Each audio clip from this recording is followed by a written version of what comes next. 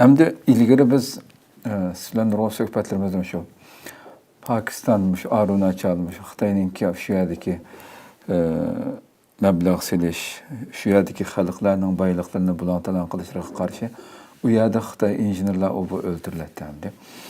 Bu qatim Tojikistonda ikki qatim shu 26 noyabr va 30 noyabr kuni orada 4 kun farq bilan ikki qatimliq shu uçquchsiz hava apparati bilan hujum qilinib, jami 5 Xitoy o'ldirildi hamda va 5-6 yaralanib qolgan bo'ldi.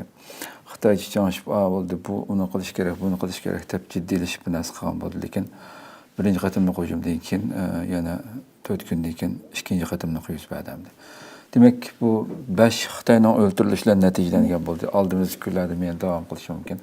Siz bu yerda bunday ishning chiqishiga bo'lgan ko'z qarashingiz.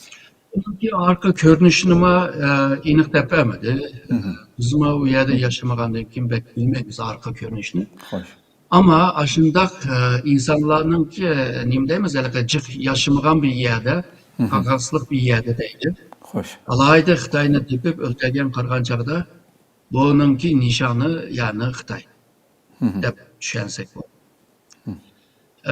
Aqaqidan hujum qilishi va yolg'izlar o'lgan Xitoy 5 ama yaralangan odamlar Xitoylarma xili bor. Xo'sh, xo'sh. Buning sonini aniq bilmaydi.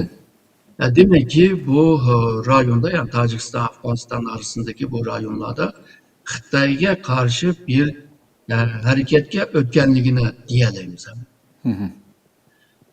Qaysi maqsad bilan qildi bilmaymiz, ama nishon Xitoy bo'lganligini ko'rgan bo'ldik. Bu maqsadni biz xil analiz qilib bo'ldi. Aşağıdaki bu nimalar, radikal kuchlar tırnak içinde Uygurlarni bu Uygurlarning tatvatkan bu zulümlara karşı nefretlerini ko'z tutish uchun qilayotgan bo'lishi mumkin. Al-Qaida bo'lsin yoki Daeshchi bo'lsin degandek. Yoki bu nimalarmi bor, bu Baluchilarmi bor.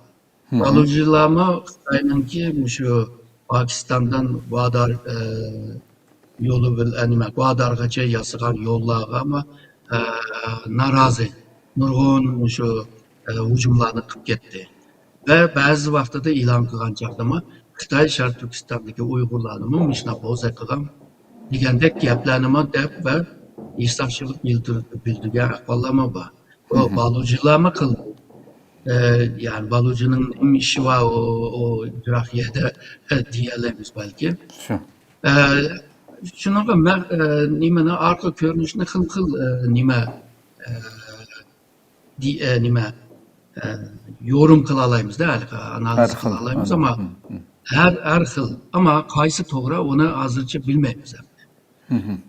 Bu xil ahvollar hozir yaqinda Qozog'istondami paydo bo'ldi.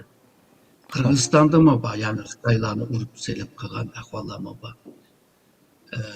Hatta Qozog'iston reisimi xalq bo'lib, ichki davlatning munosabatini buzish uchun tirishayotdi deb.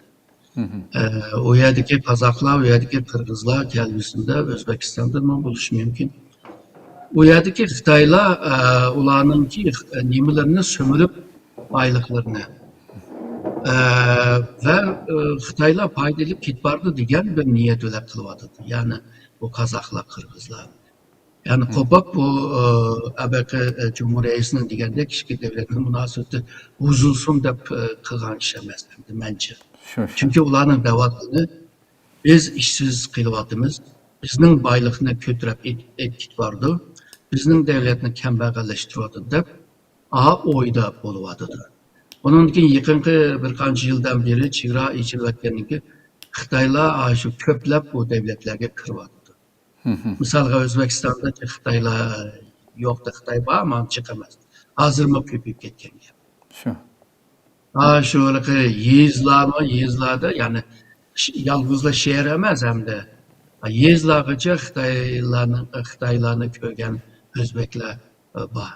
Ya'ni bu Xitoylar yezlargacha kelyapti. Shuninga bu ba'zi davlatlar Xitoyningki bu xil içiliş, yayılmacılık, kengaymachilik hareketiga bir norozilik bildiryapti. Qo'lda qurol bo'lgan bo'lsa urib silib, qurol bo'lmasa namoyish qilib degandek qilyapti deb o'ylayman. Bu yolg'izla Afg'oniston, Tojikiston emas, ya'ni qolgan Türk Cumhuriyetleridami bu ahvollarmi bor. Shu. Agarda bu ishni tuzamasa, borgan sari shiddatlanib ketishining ehtimoli bor. Tojikistonma biraz hozir diktatör bir boshqurishlar bağışqa hozir tinchlikda ko'ringan bilan Tojikistonda yıpık ko'milgan nurg'un masalalar bor. Xo'sh. Agarda vaziyat boshqacha bo'lib kelsa, u yerdami patlab chiqishining ehtimoli bor.